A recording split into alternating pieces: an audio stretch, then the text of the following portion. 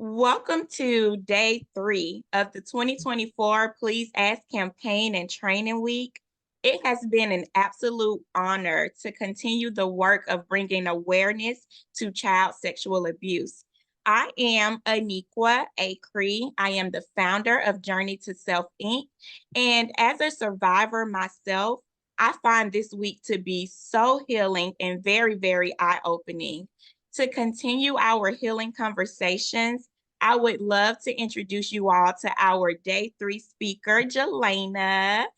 Jalayna, good morning. Can you Good please, morning. yes, sis, can you please introduce yourself to our viewers by sharing who you are and why you agreed to bring awareness to child sexual abuse? Okay. So my name is Jalayna Muhammad, and I have a project called The Person Next to You, which centers around healing for survivors of sexual abuse and sexual assault. And so I agreed to do it because it is important for us to collectively bring awareness to child sexual abuse, in the hopes to eventually end this. But if not, at least to bring language to it so that we can help. Um, Lower the number of cases that happens on a daily basis. Exactly. Oh my gosh. Listen, I am so happy that our paths crossed. I'm super excited to get an opportunity to talk to you today and just aid and work with each other as it relates to uplifting the journeys and stories of survivors. I wanted to just start off by actually thanking you for giving survivors this opportunity and this platform through your project to just heal, right? And find this energy and ability to heal in such a collective way. And I know you just spoke about it a little bit, but I would love to know, how did the person next to you like get started? What motivated you to actually create it? So, what inspired me to create it is one, going through my own healing journey, being a survivor myself, and realizing that, yes, more people are beginning to share their stories and speak about it. However, what we don't really talk about is what healing looks like, and healing being an ongoing journey. And so that's something that I wanted to center and place focus on, more so the healing aspect of things. How do we begin to heal? Because healing takes place in so many places, from relationships to individual to in the body. And Right. so Mm. we often don't provide space, especially for Black women, to heal. We're constantly told to be strong, to have strength, but oftentimes that suppresses the issue. So just wanted to Exactly. provide a space and create conversation around that healing aspect, being the survivor. And once you have survived something like this, or Right. even for some people, creating that language, because a lot of times, depending on where you are in your journey, you don't even have language for that. And there's so much shame around it. That So is so, so true. Thank you so much for uplifting that. I too agree that it's just so important that we create these safe spaces, right? For us to have the healing conversations, but to also find out tools and resources that we can use throughout our healing journey. So, do you think, if it's okay for me to ask, have you realized any similarities throughout your time interviewing and meeting other survivors? Have you found any similarities between your journey and your experiences and what the individuals you're interviewing experience?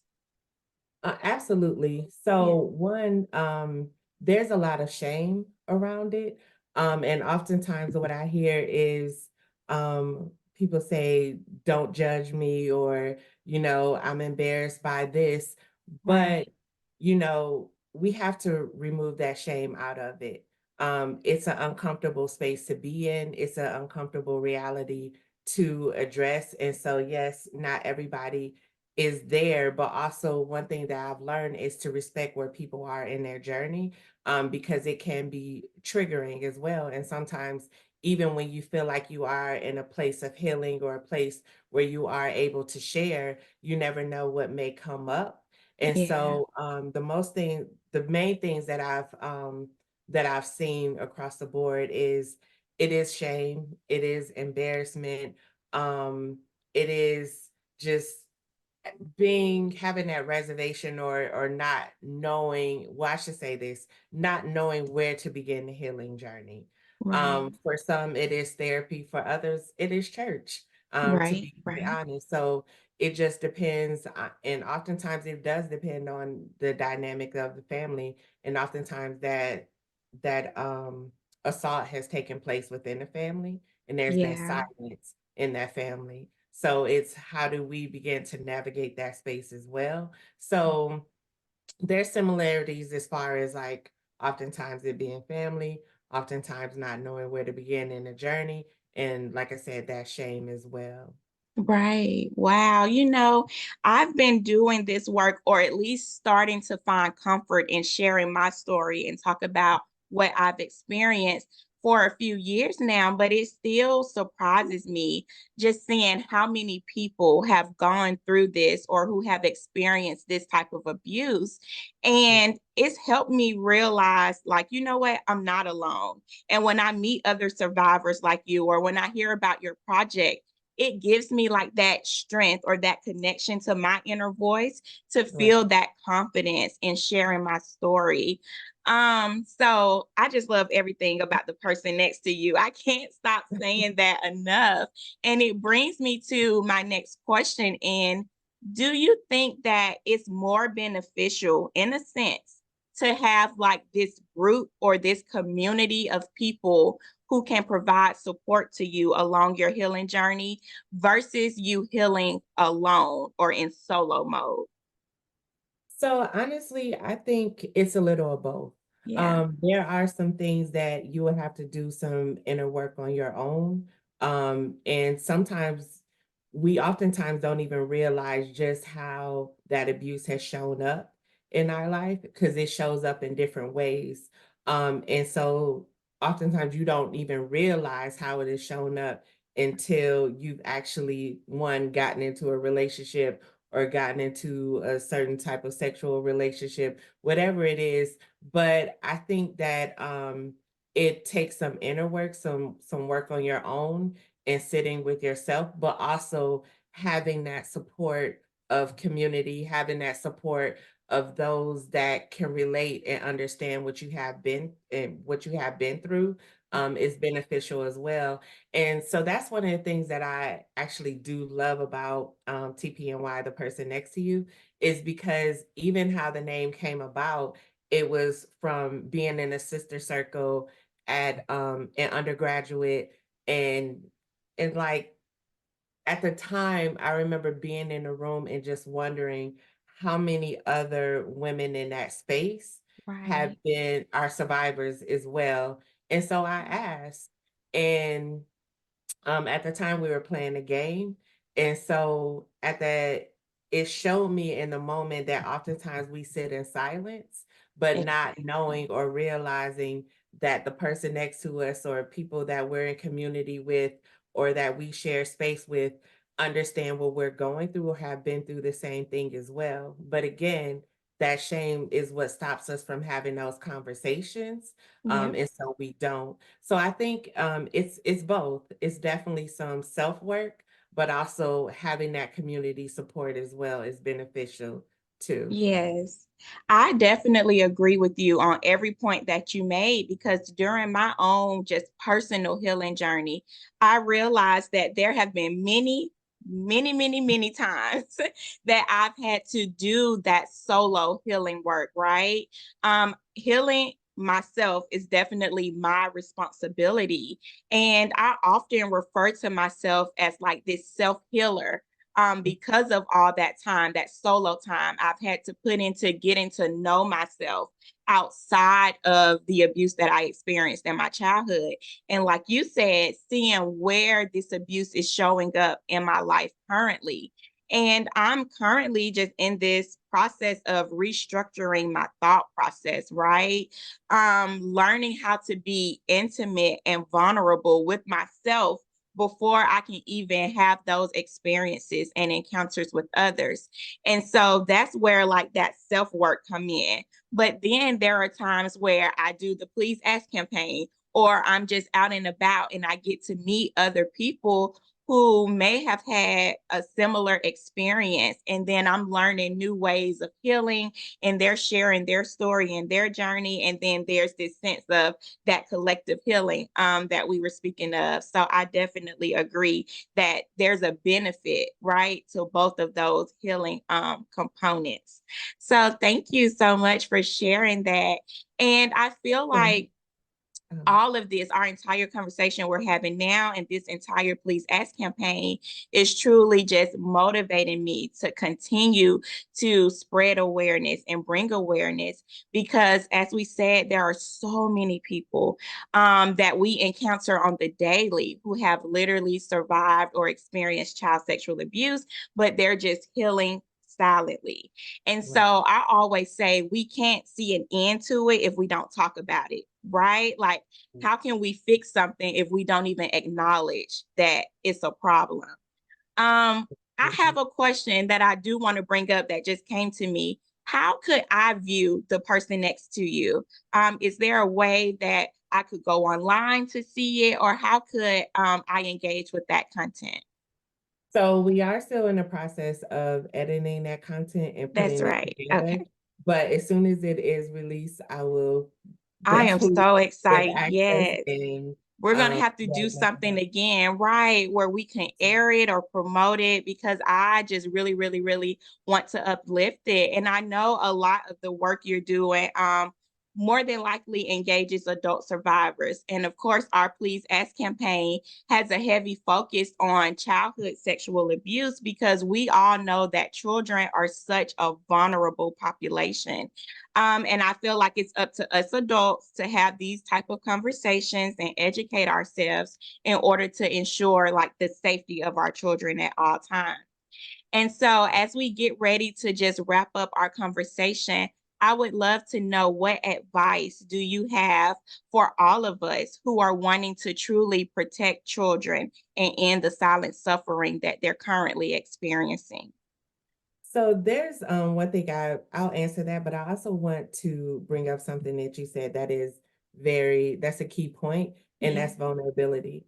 Um, Mm, It does take a lot of vulnerability. It takes a lot of right, vulnerability to share your story. It takes a lot of vulnerability to sit with yourself in that space. It takes a lot of vulnerability to ask for support. It takes a lot. But what we need to realize is there's so much beauty and growth and vulnerability that we should not be afraid to be vulnerable and right. to allow people to see who we are and what we've gone through because a lot of times we spend so much time protecting the predator, but nobody's protecting us or nobody's protecting Exactly. our child. And so who is the support for for that child? Who's the support for us? So yes, with the person next to you, a lot of the stories that we captured are adults. However, they're adults who have um who are survivors of childhood trauma. So what has Mhm. taken place took place when they were a child, oftentimes. And so um, one of the things that we even talk about is because some of the stories that we have from survivors are parents. Oh, And wow. what people don't often realize is when you're going through a space of healing, you Mhm. see your child at that age that your child is. And so that alone can be triggering. So it's Right. healing in so many ways. So how do we begin to eliminate this or how do we begin to share these stories? One, we have to have these conversations with our children early on So um, true. about safety, about not feeling safe, about even if the parent does something to make their child feel unsafe, Exactly. then create that environment to allow your child to express that. Especially with Black families, so many times we're like, stay in the child's place. Mm. But we also have to give our child autonomy, let our child express what they're going through, because the way essentially that goes into how they begin to express their thoughts and emotions as an. Right. So we have to create safe spaces for our children. We have to have difficult conversations with our children. It doesn't necessarily mean you have to completely dive into a sexual conversation with a 3-year-old, but at least give them some sort of key language things or some sort of something to make them feel safe to introduce Right. that conversation that, hey, if someone touches you inappropriately, or even if you don't want to hug anyone, let them give them the agency not to if they don't Right. feel safe or they don't feel comfortable or simply they don't want to. And so I think that's work that we have to begin to do, to let them know that they're secure within themselves and that they're protected by parents or protected by whoever their guardian is. And Right. so definitely we need to begin to have these conversations, and a lot of what is happening is not just domestically. This is a global issue. Right. um, Culturally across the board, it's a global issue. And so how do we begin to collectively tackle that issue? Right. Oh my gosh. I love everything that you said. First of all, as a mom myself who is raising two daughters, my oldest daughter, she's now 10, but for years, right, I suppressed the trauma that I experienced in my childhood. And I suppressed it so much to the point that I literally had forgotten that it happened. And it wasn't until decades later, right? I'm this adult and here I am parenting, and then slowly I'm starting to have these triggers and I'm starting to like have flashbacks and these memories, especially as I committed to this self journey and this just self discovery. And so, as all of these things are rolling into me, I'm like, oh my God, the first thing that came to my mind wasn't even my own healing and truly understanding what I endured. It was protecting my baby, protecting my baby. And so here I am in this state of fear, right? And in this state of pain and confusion, I am coming to her and I'm like, oh my God, trying to tell her about her body areas and trying to let her know where people should not touch and where they shouldn't invade. And that fear that I had trickled onto her. And so now she's at the playground, don't want nobody to even touch her hand. She's like, don't touch. And so seeing that, I'm like, okay, hold on. I need to take a step back. I had to, of course, heal and fully understand what I had experienced, right? I had to educate myself and find the tools and resources because, y'all, especially if you're raising kids, there are so many resources out there. We've talked about it throughout this week and even in the previous years, but there are amazing authors, Black women who are writing books about body safety. And so if you have that 3-year-old, right, you now have these tools and these resources that are age appropriate that helps you engage with your children and helps you start those foundational conversations on how to set those boundaries. One of my favorite books is The ABCs of Consent, and it literally goes through each alphabet and ties in these meaningful and self-aware like terms and phrases to help kids understand that their body is their body, right? And they have the time at any point to let anybody and their mama know that this isn't what I want to experience right now. And so with my second daughter, I was able to learn from that fear I experienced and that I not intentionally, but still did project on my oldest daughter and just get a chance to recorrect that, right? And restructure that in a healthy way with my youngest. And so I have my 4-year old who is like, I don't want you to moisturize me. I feel like I'm old enough. I can do it myself. And I'm like, sis, the ancestors are winning. Like, I love it. And so thank you, because I agree with you. One way to truly empower our kids and protect them is by having these conversations. And I feel like the reason why I suppressed mine for so long was because no one ever asked, right? Mhm. Nobody ever had that conversation with me. And if they did, it wasn't appropriate, like it was leading to a particular answer that they wanted to hear out of their own comfort. And so that's literally why I created the Please Ask campaign. I'm like, nope, we need to talk about it. And what better way than to have adult survivors, right? To come together and not only talk about our journey, but let people know how they can learn from what we've experienced. So thank you, Right. Jalayna, so, so much. You are a ray of sunshine. I can't wait to connect with you more, especially once the person next to you is ready for viewing. Any help that J2S can be for that project, please let me know because you have our full support. And before we go, right, I want to also just thank our viewers who tuned in. If you guys missed day 1 or day 2 of the campaign, please visit our YouTube. The conversations are also housed there. And then make sure you continue rocking with me for the rest of this week. We still have day 4 and day 5 coming up. We'll be debunking some myths associated with child sexual abuse on day 4, and then day 5 we will be talking about how to reground and heal. We'll have some sound bowl healing sessions and just some really great things coming for the rest of this week. So before we go, Jalayna, is there anything else you want to share? I want to make sure you got all of your time in before we close out.